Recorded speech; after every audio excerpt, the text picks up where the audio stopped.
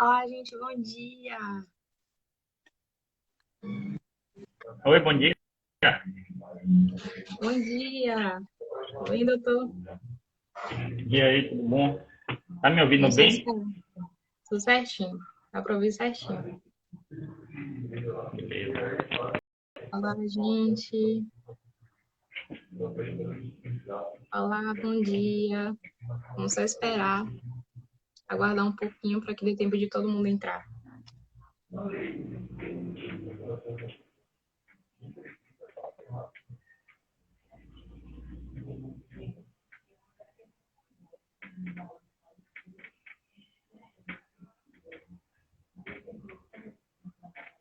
Bom dia, Pro.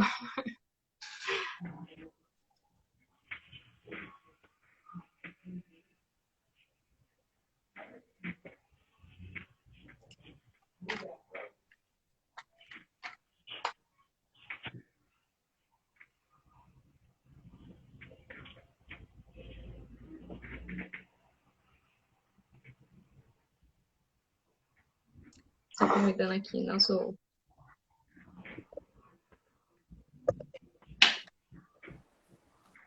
Bom dia a todos, bom dia, Oi, doutor. Samuca. Bom dia.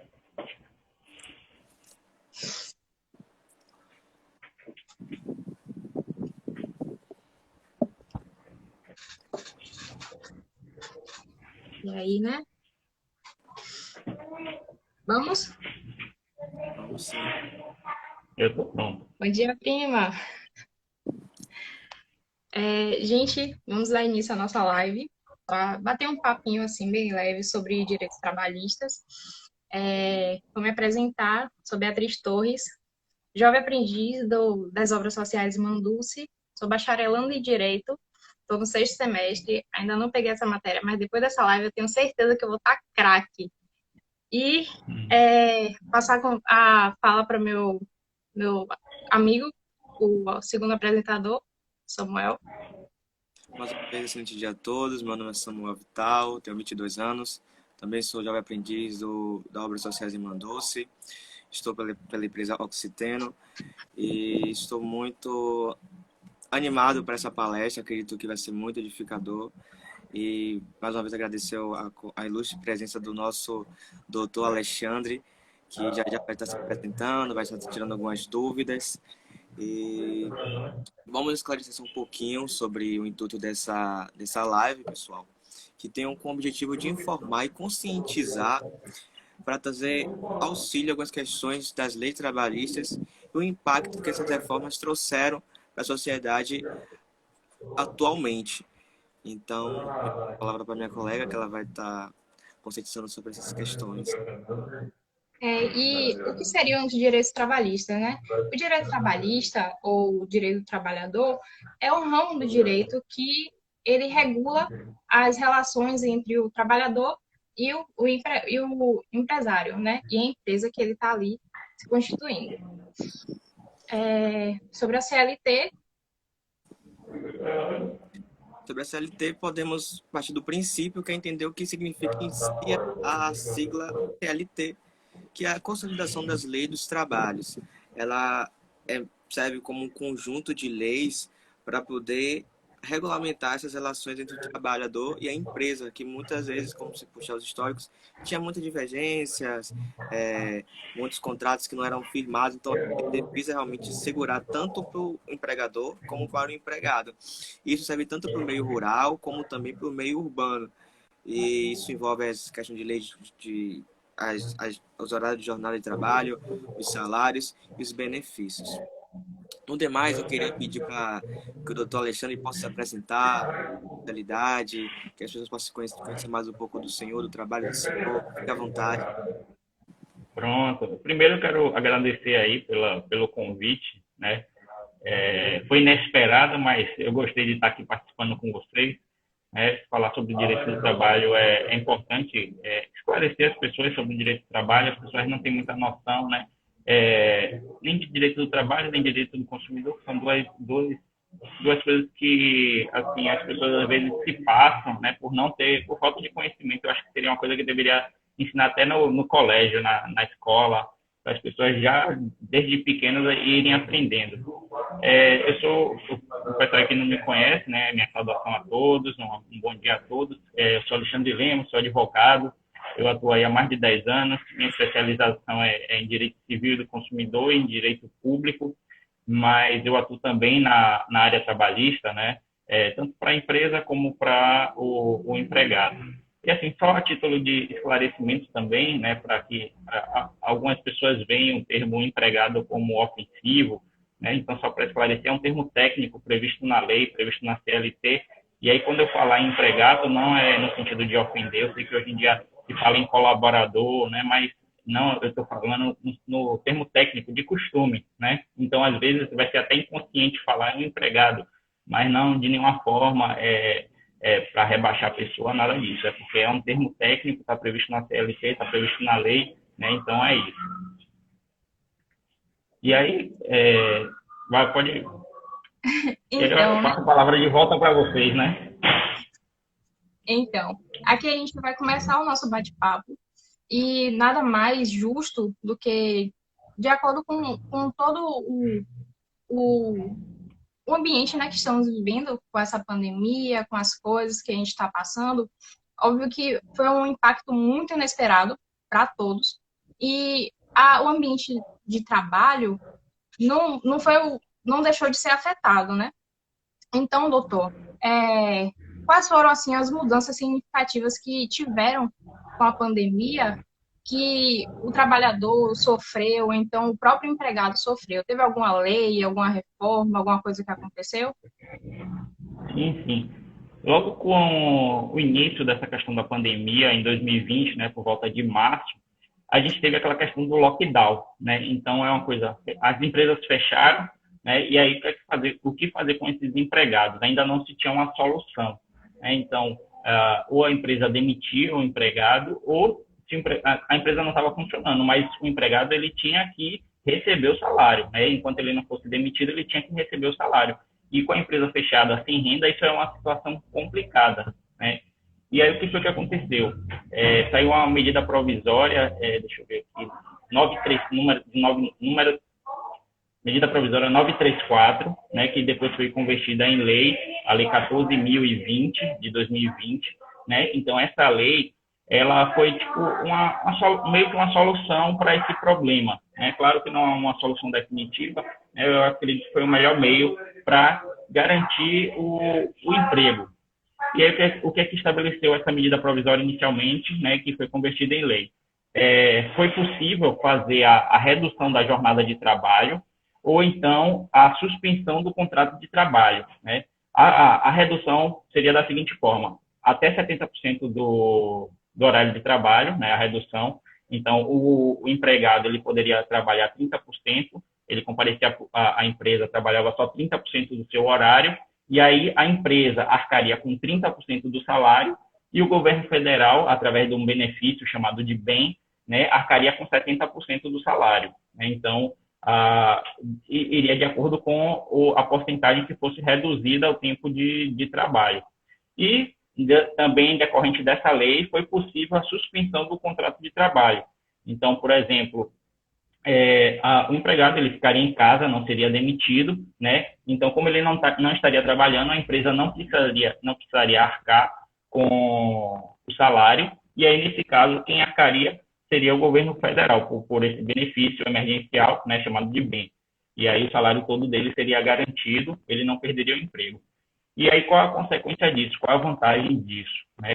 Isso geraria uma garantia provisória de emprego. Então, por exemplo, se o empregado, né, ele teve uma redução de 70%, né, de maio até dezembro, vamos dizer, 8 meses. Então, a partir de janeiro de 2021, ele teria uma estabilidade por igual período, né, de 8 meses. A mesma forma aconteceria se houve a suspensão do contrato de trabalho. Então, se ficou suspenso por 8 meses, então, a partir de janeiro, quando ele volta a trabalhar, ele tem também essa garantia de 8 meses de trabalho. Ele teria essa estabilidade provisória, certo? O que acontece?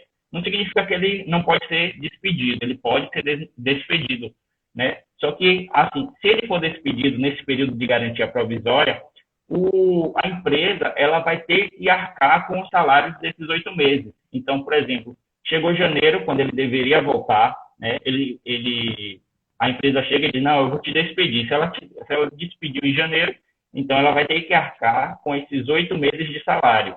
Aí qual é a diferença aqui? Se o contrato dele foi redução de jornada, então vamos dizer, houve a redução de jornada de 70%, né? O governo arcou com 70% do salário.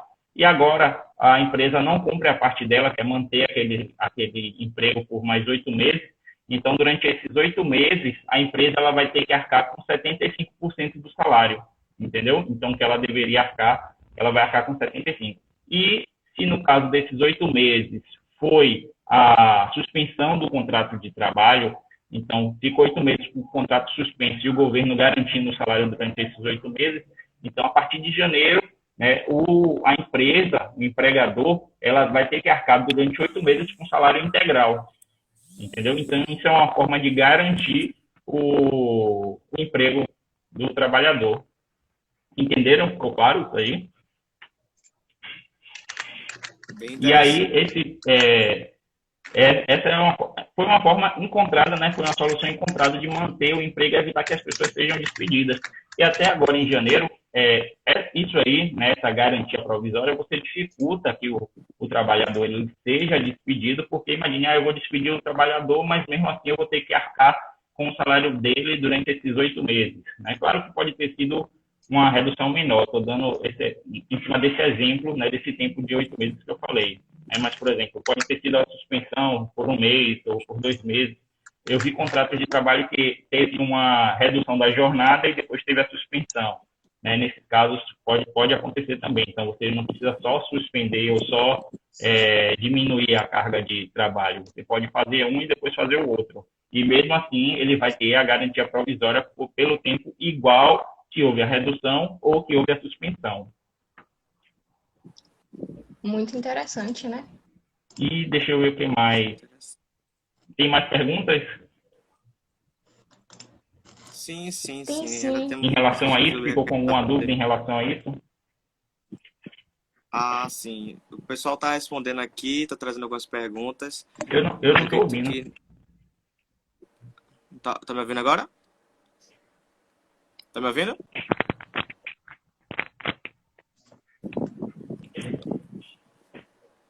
Consegue me ouvir? Oi, eu tô te ouvindo, Samuel. Eu não estava ouvindo, acho que foi o fone. Ah, sim. O pessoal aqui acredito que o povo não tem nenhuma dúvida até o momento, estão trazendo algumas questões. Já vamos tentar trazer para o doutor para ele poder sanar essas questões. Mas acredito que esse ponto já ficou bem esclarecido. Se eu Sim. quiser acrescentar mais alguma coisa. Eu acho Doutor, que só nessa parte ficou. Aham. uma, uma curiosidade. Com relação aos jovens aprendizes, né? Até porque a gente tem que representar a Sim, nossa sim. corporação. Teve alguma diferença? Mudou alguma coisa no trabalho dos jovens aprendizes? Ou foi a mesma coisa que aconteceu com os outros? Ó, em relação a essa lei, cada ao jovem aprendiz, né? Como pode ter também a suspensão do contrato. Então, isso que eu acabei de falar também se aplica ao jovem aprendiz. E aí, o que é que aconteceu também? Houve a possibilidade de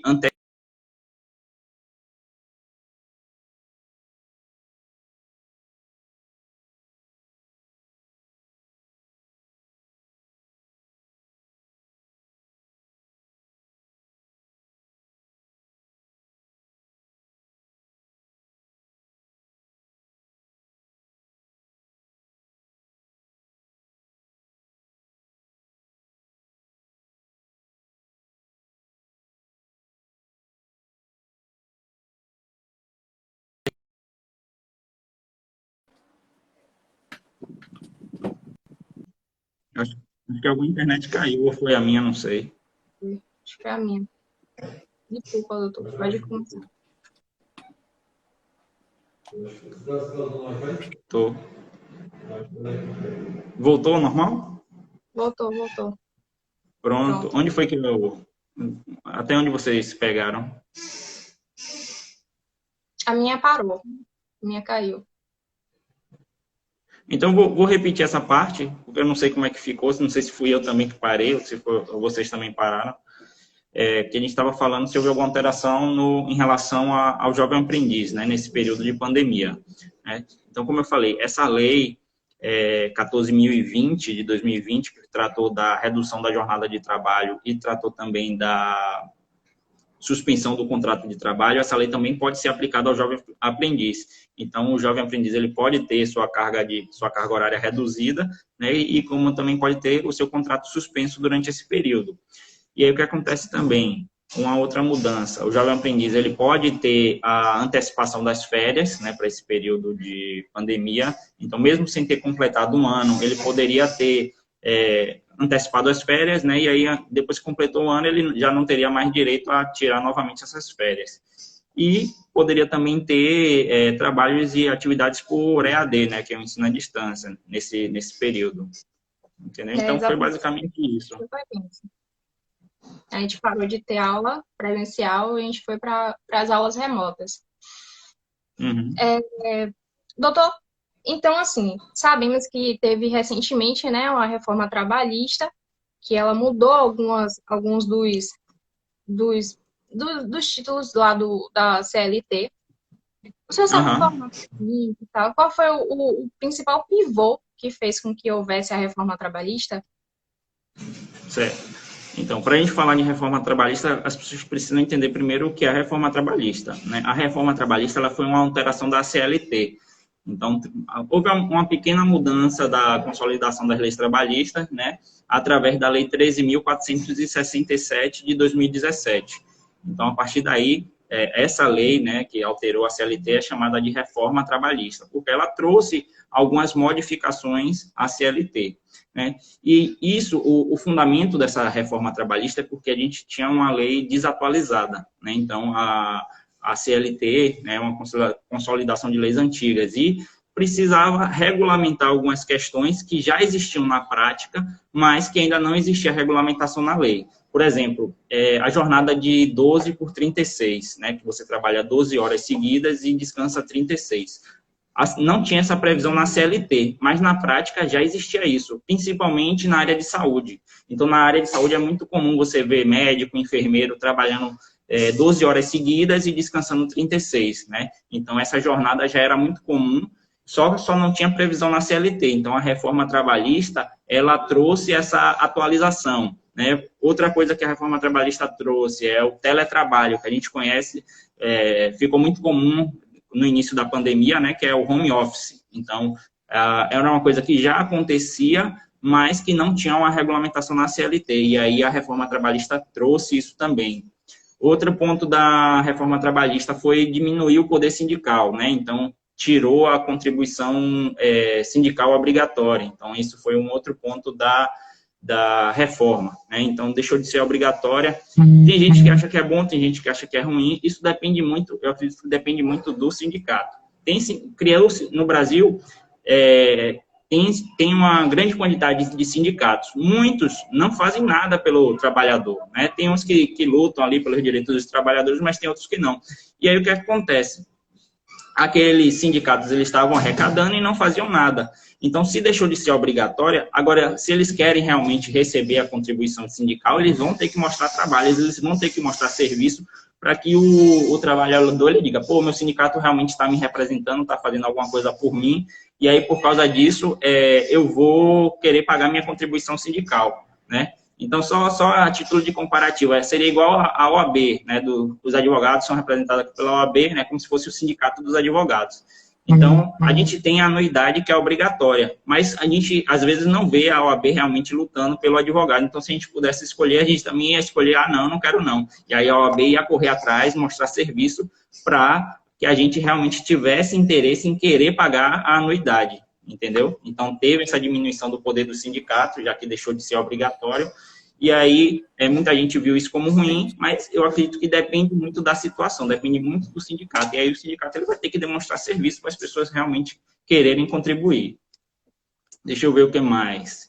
Então, outro ponto da reforma, né? Ela gera mais liberdade de contratação. Essa liberdade de contratação, né, de negociação com o trabalhador, acaba gerando mais empregos. Então, trouxe algumas outras possibilidades, por exemplo, contratação, você trabalhar com a carga menor do que 8 horas diárias, né? Então, você recebe menos que um salário mínimo, mas você recebe proporcional ao salário mínimo. Então, ainda está vinculado ao salário mínimo, só que você recebe um pouco de acordo com as horas que você trabalha, né? Então, isso permite, às vezes, você ter mais de um emprego e ganhar mais, né? Você permite que a empresa ela contrate mais funcionários, né? Você gera mais empregos. Tem a questão também do contrato por hora. Então, você ser contratado para trabalhar, por exemplo, determinado dia da semana, 3 horas por dia, 2 horas por dia, de acordo com a necessidade da empresa. E aí, por exemplo, você estuda a semana toda, não tem condição de trabalhar, mas no final de semana você está livre e você quer ter um dinheiro. E aí você é contratada só para trabalhar, por exemplo, numa lanchonete, vamos dizer aqui, McDonald's, né? Então, o McDonald's, ele tem, agora na pandemia talvez tenha diminuído, mas no final de semana ele tem uma demanda grande no shopping, né? Tem muitos consumidores. E aí ele contrata pessoas que têm o interesse, né, de receber por hora para trabalhar ali no sábado e no domingo, entendeu? Acaba gerando mais empregos, né? Acaba gerando renda, as pessoas acabam conseguindo mais emprego em relação a isso, né? Claro que é ruim você não ser contratado com 8 horas diárias, né? Porque você vai ter uma renda menor. Mas só que é melhor você ter esse garantido do final de semana do que você ficar sem nada, entendeu? Então, tem as vantagens e tem as desvantagens, né? Eu sei que a maioria das pessoas querem trabalhar às 8 horas para receber o salário integral e tudo, mas tem muita gente também desempregada e que uma rendazinha extra ajuda, né? E até estudante também. E vocês acham o que disso? De fato, foi uma alteração, né, que eles visaram ajudar o trabalhador para que houvesse mais emprego, né? Mas a gente sabe que, às vezes, na prática não ocorreu muito isso, né? Porque ainda se vê um alto índice de desemprego. Sim. As pessoas estão, ainda mais com a pandemia, né? Que gerou mais desempregos ainda. Mas a gente espera, né, que, com o decorrer do tempo, isso venha se assentando e nossa economia evolua e que a gente consiga dar prosseguimento, né? Sim. Assim, o objetivo da... Oi? Samuel, acho que ele está caindo. Acho que voltou agora. Então, o objetivo foi criar mais liberdade de contratação, né? E aí só uma discussão assim, né, que a gente vê muito é que quanto mais encargos trabalhistas, mais difícil de você... Sim, o que a gente está percebendo, você está caindo. Agora, tá ouvindo a gente ou...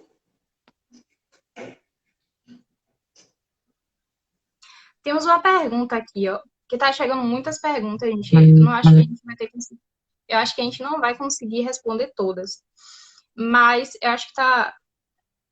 Trades Friends, ele tá colocando aqui, ó. Doutor, acredita que a liberdade de negociação entre o trabalhador e o empregado que ocorreu após a entrada de vigor da reforma enfraqueceu a parte hipossuficiente, já que o empregador é quem tem?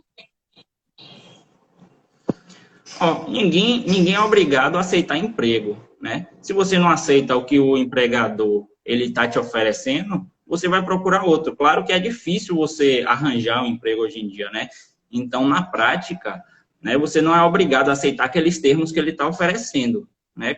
Aí, geralmente, se aceita por necessidade, entendeu? Exatamente. Então, essa liberdade de contratação, claro que vai ter essa influência, né? De, pô, eu estou necessitando, eu preciso, então eu vou acabar aceitando aqueles termos, né? E isso não impede também que no futuro você venha discutir numa reclamação trabalhista, entendeu? A legalidade daqueles termos. Então, não impede, você aceitou aquilo.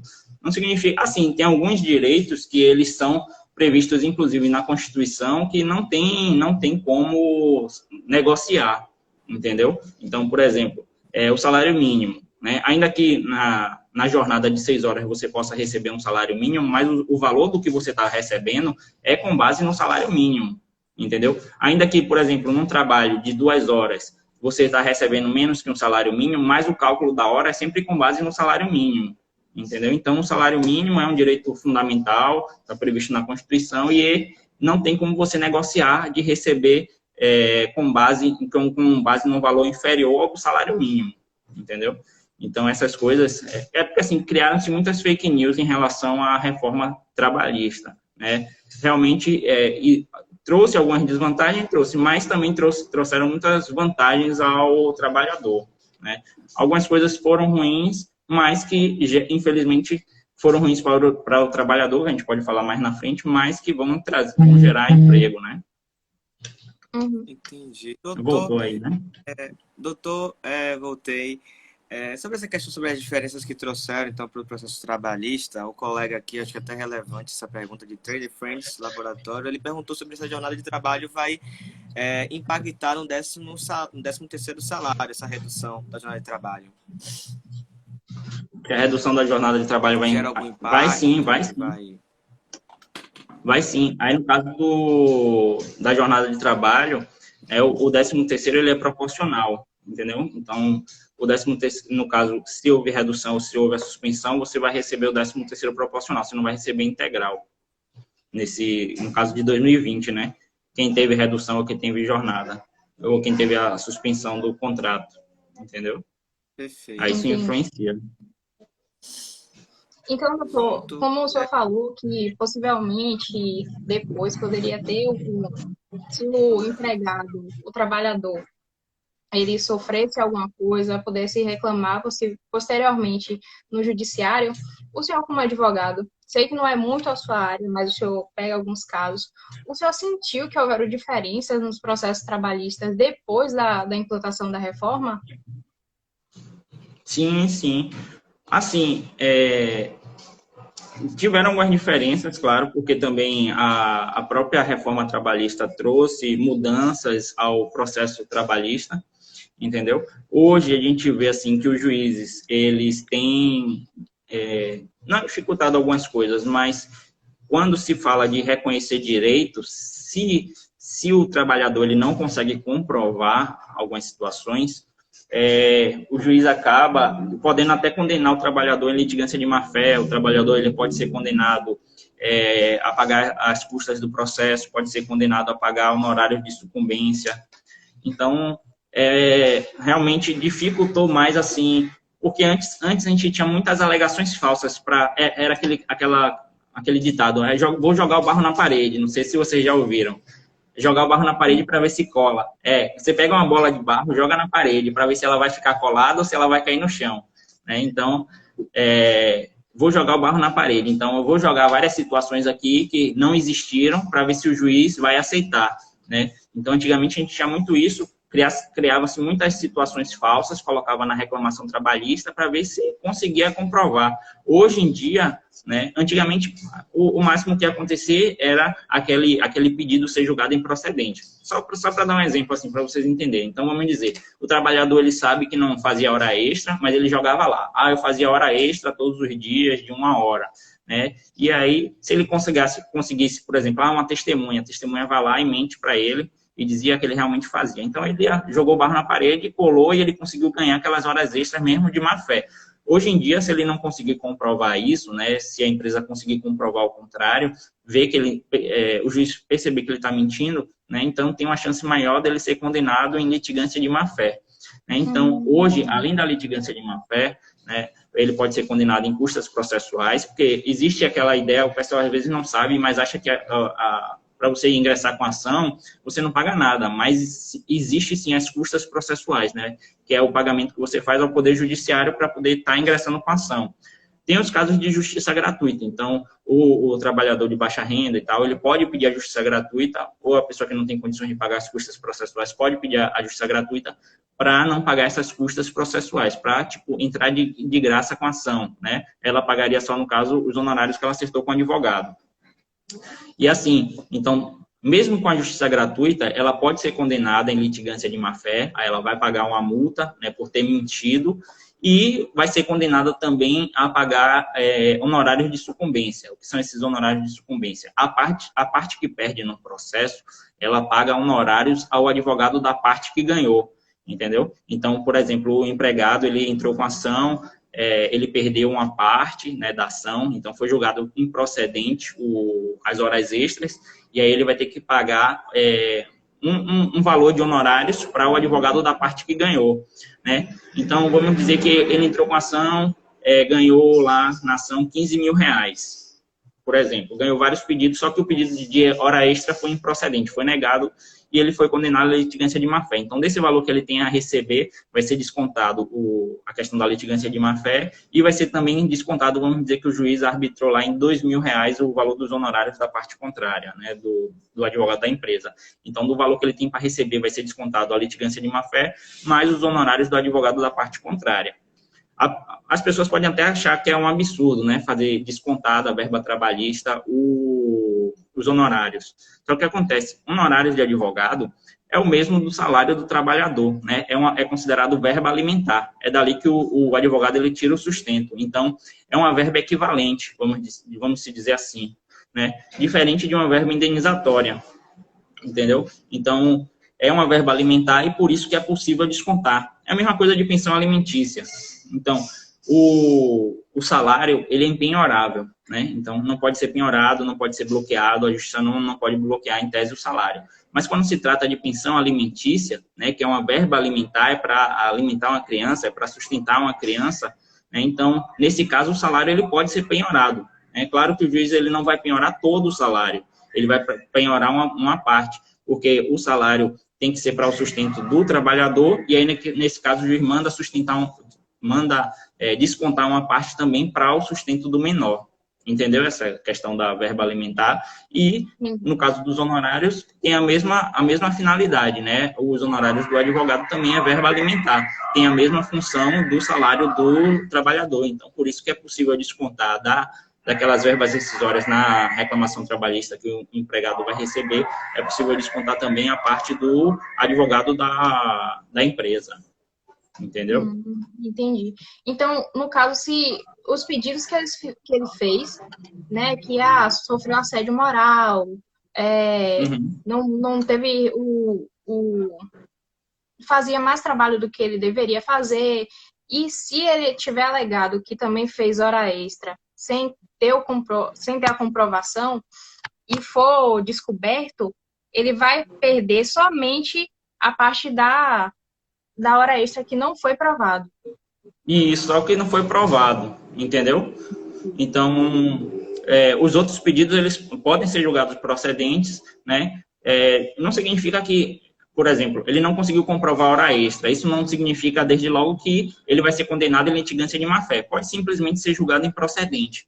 A litigância de má-fé é quando o juiz percebe que o empregado estava ali mentindo, tentando adquirir uma vantagem, tentando conseguir uma vantagem. Então, ele sabe, por exemplo, o empregado ele sabe que nunca fez hora extra, né? Mas mesmo assim ele coloca na reclamação trabalhista. E aí a empresa vai, junta cartão de pontos, junta câmera, junta testemunha, mostrando que nunca houve aquelas horas extras. E aí o juiz percebe que ele estava de má fé. Nesse caso, condena, entendeu? Mas se, por exemplo, por outros fatos, né, o juiz entendeu, não, ele só passou, no máximo ele passava 5 minutos, nesse caso não caracteriza a hora extra. Então, nesse caso, não foi uma má-fé dele, entendeu? Nesse caso, o juiz julga improcedente, mas não condena em litigância de má-fé. Então, Entendi. Depende muito da situação, entendeu? Entendi. Onde foi que a gente estava mesmo? Falando dele? Sobre os Não, pode perguntar. Sobre os direitos trabalhistas, quais são alguns desses direitos básicos que a maioria das pessoas que estão assistindo aqui devem saber que é o direito, faz parte, está assegurado pela lei e que não é muito comentada e que essas pessoas poderiam utilizar delas para o seu bem? Existe muita notícia falsa em relação à diminuição de direitos trabalhistas, né? Porque como existe essa previsão na Constituição, então não teria como uma reforma trabalhista, uma lei, simplesmente chegar e mudar alguns direitos básicos, né? Então, coisas básicas que a pessoa deve saber é que o salário, né, existe o salário mínimo e não tem como a pessoa receber menos que um salário mínimo. Né? Quando eu falei, existe aquelas hipóteses de que a pessoa trabalha menos de 8 horas, mas o cálculo do salário dela tem que ser com base no salário mínimo, entendeu? Então, as horas ali, por exemplo, vão ser, o salário mínimo é com base em 8 horas, se ela trabalha 6, vai ser o equivalente, entendeu? Se ela trabalha 2 horas, vai ser o equivalente, sempre com base no salário mínimo.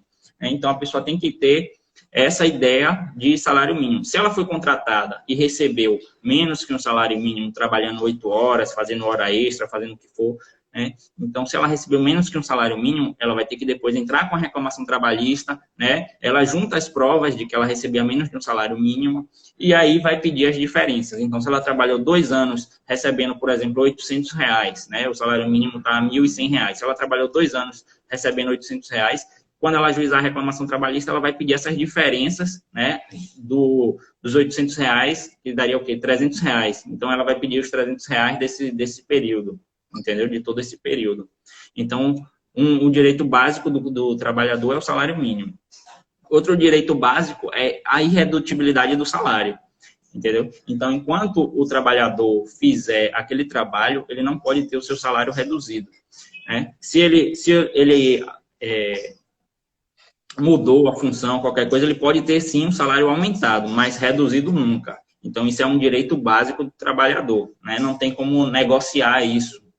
E outra coisa também que as pessoas devem saber, né, até para procurar depois entrar com a reclamação trabalhista, é que quando o contrato de trabalho ele não vem sendo cumprido, a pessoa pode pedir a rescisão indireta. Isso significa o quê? Por exemplo, vamos dizer que não está sendo recolhido FGTS, não está pagando horas extras, ou está pagando um salário menor. Então, isso significa que o contrato de trabalho ele não está sendo cumprido corretamente. Né? Aí a pessoa, eu não quero pedir demissão porque eu vou perder meus direitos. Né? Eu não vou perder minhas verbas rescisórias, não vou conseguir sacar o meu FGTS. Aí, nesse caso, o que é que ela pode fazer? Ela pode entrar com a reclamação trabalhista pedindo a rescisão indireta. A rescisão indireta é como se... por a empresa ela está descumprindo o contrato de trabalho, é como se a empresa estivesse despedindo o empregado, né? Então, o juiz considera que, pelo descumprimento do contrato, a empresa está despedindo o empregado e o empregado ele vai ter todos os direitos trabalhistas, todas as verbas rescisórias, né? Como se tivesse a empresa realmente despedindo ele. Entendeu? Então, em vez do empregado pedir a demissão porque a empresa está descumprindo, ele entra com a reclamação pedindo a rescisão indireta. Ficou claro ou ficou assim muito técnico? Não, ficou perfeito. E é interessante porque tem muitas empresas que, para não demitir o funcionário, acaba botando para ele fazer mais trabalhos, trabalho que não é dele, bota para fazer hora extra, e não demite, e o trabalhador também não quer se demitir para não perder seus direitos, e aí fica nesse jogo, né? De um jogando para o outro. Então, foi muito isso aí a empresa acaba descumprindo o contrato de trabalho, né? Ela acaba colocando, por exemplo, coloca uma carga de trabalho pior para o trabalhador, né? Para que ele peça a demissão. Então, faz várias coisas, inclusive o assédio moral, né? Para fazer com que a pessoa peça a demissão. Então, tudo isso pode ser trazido, né, para essa questão da rescisão indireta, para tentar reverter essa situação, em vez de um empregado pedir, né, o juiz considerar que é a empresa que está demitindo ele por justa causa. E aí ele vai conseguir sacar o FGTS, vai ter a multa de 40% do FGTS, vai ter todas as verbas rescisórias, vai ter direito ao seguro-desemprego, entendeu? Então, pode ser feito dessa forma. Agora, sim, uma coisa que, só para ter cuidado também, né, os juízes eles não entendem que o atraso de salário gera rescisão indireta. Então, por exemplo, a empresa paga todo dia 5, mas está pagando dia 20. Só isso, só um atraso assim, não considera rescisão indireta. Então, tem que ser várias situações, entendeu? Exatamente. Muito bom. E aí, o que mais que vocês... Mais alguma dúvida assim em relação a isso? Acredito que pela explicação que o senhor deu ficou realmente bastante claro, foi muito edificante. Essa questão que o senhor entrou sobre hora extra, acho que tem uma coisa muito detalhada que a gente poderia também entrar. Acredito que pelo tempo que a live ela acaba limitando, mas era um assunto muito interessante que a gente pode até citar daqui a pouco, que vai ser sobre o assédio moral. O senhor vai poder nos esclarecer um Aham. pouco mais. E Sim, eu sim. queria trazer levar para um tópico mais assim, que a maioria das pessoas que estão aqui nos assistindo também são jovem aprendiz e tem muitas dúvidas sobre como proceder. Por exemplo, você poderia esclarecer para a gente, a princípio, o que difere de um jovem aprendiz para os demais colaboradores de uma empresa? Sim, sim. Ó, o jovem aprendiz, né, ele tem um objetivo, assim, meio que diferente do empregado. Então, a começar pela idade, né, que ele pode ser contratado desde os 14 anos. Então, o objetivo é sempre inserir aquela pessoa no mercado de trabalho sem prejudicar os estudos. Inclusive, por isso que a jornada de trabalho é menor, né? Então, o jovem aprendiz, ele tem esse objetivo, insere a pessoa, né, uma pessoa sem experiência, insere a pessoa no mercado de trabalho, mas contanto que ela não fique prejudicada nos estudos. Inclusive, né, a perda do ano letivo por falta pode acarretar na rescisão do contrato do jovem aprendiz, entendeu?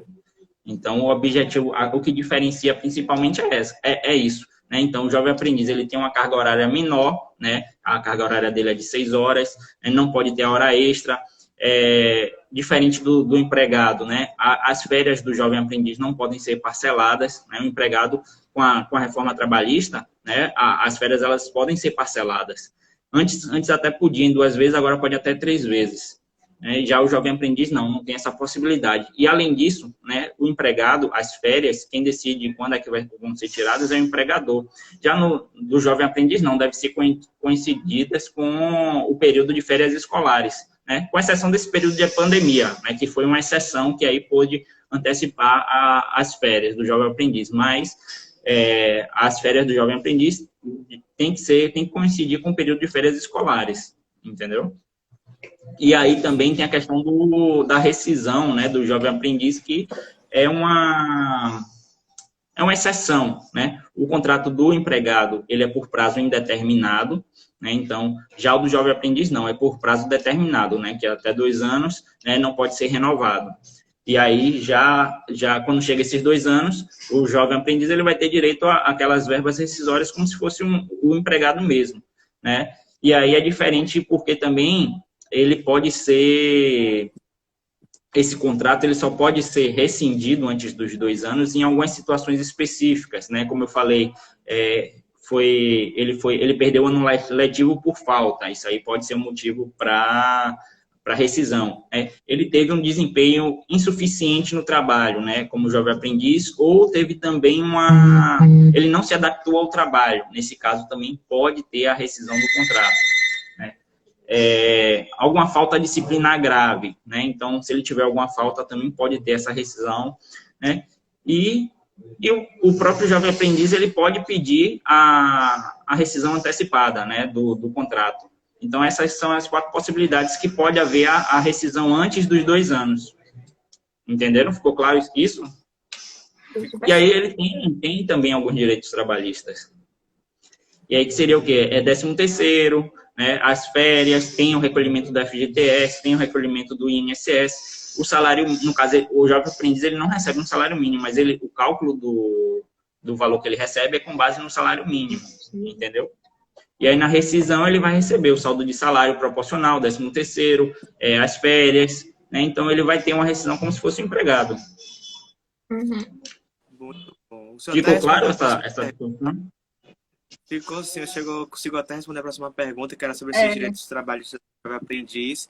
Então, só para concluir essa parte do aprendiz, e também no momento que estamos envolvidos, que é a pandemia, houve alguma alteração nesses direitos e deveres do jovem aprendiz? Em relação aos direitos do jovem aprendiz, deveres, não houve assim, nenhuma alteração, pelo menos eu não vi na prática nenhuma alteração. O que teve mesmo foi aquela situação que eu falei, né? Aquela lei 14.020, né, da suspensão do contrato de trabalho ou da diminuição da carga horária, também pode ser aplicada ao jovem aprendiz, entendeu? Então, essa foi a única mudança que realmente eu vi por causa da pandemia, né? Foi a aplicação dessa nova lei ao jovem aprendiz. Agora, aqui numa pergunta aqui no comentário, Trades Friends está perguntando: existe possibilidade de ser reconhecido o vínculo trabalhista caso o empregador descumpra o requisito da lei de aprendizagem? Sim, sim. A mesma coisa, isso aí pode acontecer sim, se ficar, se ficar descaracterizado, né, essa questão do jovem aprendiz, pode ser reconhecido o vínculo empregatício, é a mesma coisa do estágio, né? Quando você estagia em determinada área, se também não ficar caracterizado como um estágio, pode ser reconhecido o vínculo empregatício, né? Então, essa situação pode ocorrer. Aí você vai ter que entrar com ação, né, com a reclamação trabalhista, mostrando que não estava caracterizado como jovem aprendiz, né, e que existia um vínculo empregatício para a pessoa ter direito a tudo que o empregado tem normalmente, né, como o contrato por prazo indeterminado, essas coisas. Então, por exemplo, vamos dizer que passou os 2 anos e a pessoa continuou ali trabalhando como jovem aprendiz. Nesse caso, descaracterizou, já que não pode ter essa renovação, né? Então, aí depois desses 2 anos, aí o jovem aprendiz ele poderia entrar com ação, né, pedindo a caracterização do vínculo empregatício, entendeu? Muito bom. Aqui também, Sandré está perguntando, caso a empresa cancele o contrato antes da data, como funciona? Aí tem que ver se, no caso dessa rescisão aí, o jovem aprendiz ele vai ter direito às verbas rescisórias, normal, entendeu? Normalmente, Então a igual. empresa tem que pagar. Isso. Uhum. Tudo bem. Doutor, Tiveram mais aproveitando. dúvidas? Pode falar. Então, pessoal, se tiver alguma dúvida, pode comentar aí embaixo. O doutor está aqui disponível. Eu queria entrar num tópico até um pouco delicado, um assunto bem delicado e muito presente na nossa sociedade, que é, como eu falei anteriormente, que eu poderia citar, é o assédio moral, né? E eu espero que o doutor possa nos auxiliar nessa questão, que por muitas das vezes essas atitudes torpes, elas são meio que camufladas, certo? Para meio que tentar amenizar o certo dano. Por exemplo, todo mundo já passou por aquela chamada pressão de chefe, né? Mas entendemos que tudo que envolve humilhação, ofensa, pode se caracterizar um assédio. Ou quando muitos chamam assim, passa por um descaso. Mas quando tem exclusão, é ignorado ou desprezado, acho que também caracteriza como assédio.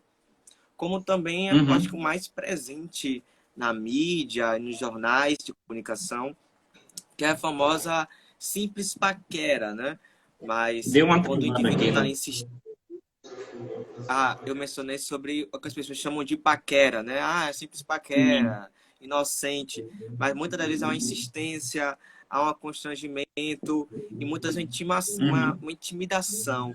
Então, eu queria que o senhor pudesse nos explicar realmente o que caracteriza um assédio moral. Pronto. Pelo que você falou muita das características do assédio moral, mas eu percebi aí que você misturou um pouco com o assédio sexual, né, que são duas coisas diferentes. Nós temos o assédio sexual, né, que tem essa questão da paquera, né, que você falou.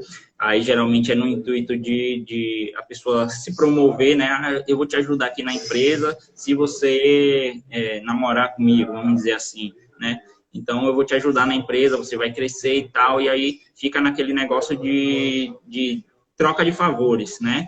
Então, isso seria uma forma de assédio sexual, é diferente do assédio moral. O assédio moral, ele está mais relacionado a essas questões que você mesmo falou, né? De constrangimento, de humilhação, né? E existe uma coisa também, assim, o assédio moral, ele é indenizável, né? Você pode entrar com a reclamação trabalhista dizendo que sofreu assédio moral e pedir a indenização por dano moral. E existe o próprio pedido de indenização por dano moral, né? Então, eu vou tentar ser o mais claro possível, né? Por exemplo, vamos dizer que você sofreu um constrangimento na empresa, foi um constrangimento único. Você pode entrar com a reclamação trabalhista pedindo indenização por dano moral. Agora, se você sofre sempre esse mesmo constrangimento, essa mesma humilhação, aí já vira um assédio moral, entendeu? Então, o que caracteriza, o que diferencia é acontecer de forma reiterada, várias vezes, entendeu? Então, não impede que um constrangimento só, não impede que você entre com uma reclamação trabalhista e peça o dano moral. Mas quando esse constrangimento ocorre várias vezes, quando essa humilhação ocorre várias vezes, aí sim já se caracteriza o assédio moral. E o assédio sexual já é diferente, né? Essa troca de favores, é dizer, não, eu vou te ajudar aqui na empresa, você vai crescer, mas você vai ter que me dar algo em troca, entendeu? Então é diferente, que eu vi que você misturou um pouco, mas são situações diferentes. Nós temos o dano moral, nós temos o assédio É um moral assunto e nós bem temos o vasto, assédio eu sexual. sou leigo nesse assunto. Não, tem que esclarecer, nisso aí fique tranquilo, né? O Mas senhor já, pode. o senhor já deu um norte, assim, mais ou menos, né? O que é que a gente tem que fazer, mas para deixar bem mais claro, quando a gente percebe esse assédio moral, ou então quando a gente sofre esse dano moral, o que é que a gente tem que fazer? Quais provas a gente tem que juntar? O que é que a gente precisa para entrar com a ação para requerer os danos? Uhum. Pronto, ó, assim, claro que tudo vai depender do constrangimento, da situação, né? Se você se sentiu constrangida, claro que você pode tentar conversar primeiro com a pessoa, né? Para que não se repita, pode tentar conversar com os superiores. Mas se for uma coisa que você vê que não vai ter jeito, que vai ser reiterada, né? Você precisa fazer prova para depois, quando você sair, você entrar com a reclamação trabalhista. Né? Porque se você não tiver prova disso, você vai perder, né? Vai ser julgado improcedente, então não vai adiantar. E aí, o que é que você pode fazer de prova? Você pode gravar, né? Você pode filmar até escondido. A gente tem aquela ideia da gravação escondida como algo ilícito. Só para vocês entenderem, se você gravar uma conversa de terceiros, essa prova é ilícita, né? Essa prova é ilegal. Mas se você grava uma situação que acontece com você, mesmo que escondida, essa prova não é ilegal, não é ilícita. Então, por exemplo, você sabe que aquela pessoa, ela te humilha, né? Você bota um gravador no bolso, bota o celular no bolso e começa a gravar essa humilhação, essa prova não é ilegal, você pode utilizar no seu processo. E, além disso, você pegar também testemunhas, né? Você pegar colegas de trabalho. Claro que quem está ali trabalhando é mais difícil de querer ser testemunha, porque ela não vai querer ser demitida. Mas você ter o contato de pessoas que já saíram da empresa, né, para confirmar aquela situação. Isso é muito comum em empresas de telemarketing, né, esse assédio moral, esse sofrimento de assédio moral. E aí você ter o contato de pessoas que já saíram da empresa, porque aquelas pessoas podem confirmar, né, tanto o que ocorria com você, como o que ocorria de forma generalizada, humilhando uma equipe, né, humilhando várias pessoas dali do mesmo setor, né, chamando de nomes. E aí isso caracteriza aquela pessoa, ela pode servir como testemunha, vai ser uma prova, entendeu? Então a prova, você precisa provar de alguma forma que sofreu aquele assédio moral, entendeu? Para poder entrar com a reclamação trabalhista. E no caso, quem a gente recorre? Procura um advogado? É uma causa que a gente pode resolver por nós mesmos? O recomendável é procurar um profissional. Eu recomendo sempre procurar um advogado, né? Porque ele vai saber como fazer, né? Ele vai te orientar a melhor forma de fazer isso. Até desde quando você começa a sofrer essa humilhação, você já procurar um advogado até o momento que você resolve ajuizar a reclamação trabalhista. Porque tem gente que deixa para fazer tudo depois que já sofreu, que já não tem mais como provar, que já saiu da empresa. Aí como é que você vai produzir essa prova se você não gravou, não tinha uma testemunha, não tinha nada, entendeu? Aí o advogado já não vai ter mais como te ajudar, né? E assim, você sempre tem... A primeira coisa é sempre tentar resolver numa boa, eu acredito, né? É o meu entendimento. Você chegar lá e conversar, né? E se não for, e se ver que não tem solução, realmente vai ter que ajuizar uma reclamação trabalhista e pedir o dano moral para compensar todo o sofrimento. É isso, gente. Então, a gente até se excedeu do horário, a gente estava previsto, a gente passou bastante. Daqui a pouquinho, daqui a uns 5 minutos, ainda vai ter live de nossos outros colegas sobre outros assuntos. E eu gostaria de agradecer muito, muito, muito pela presença de todos, pela colaboração, pela participação. Doutor Alexandre, muito obrigada pela sua dedicação, pelo senhor ter vindo aqui, por ter nos passado o seu conhecimento, né? De uma forma tão lúcida, tão boa. Agradeço também a todos. Estou à tua disposição. E bota todo mundo aí para me seguir, viu? A arroba do Dr. Alexandre tá aí pra gente seguir, né? 27 do advogado, é só seguir ele, qualquer coisa, é só perguntar, né? E gostaria de agradecer muito, muito, muito a nossa instrutora Anne, né? Por ter, nessa jornada, ter nos instruído, ter passado também bastante conhecimento. Muito obrigada, prof. E Samuca, quer falar alguma coisa? Grato também por todos que estão aqui presentes, que contribuíram com suas perguntas. Desculpe a todos, alguns que conseguimos, com o horário, responder, mas espero que tenha ficado bastante claro, conseguimos ter sanado algumas dúvidas de vocês.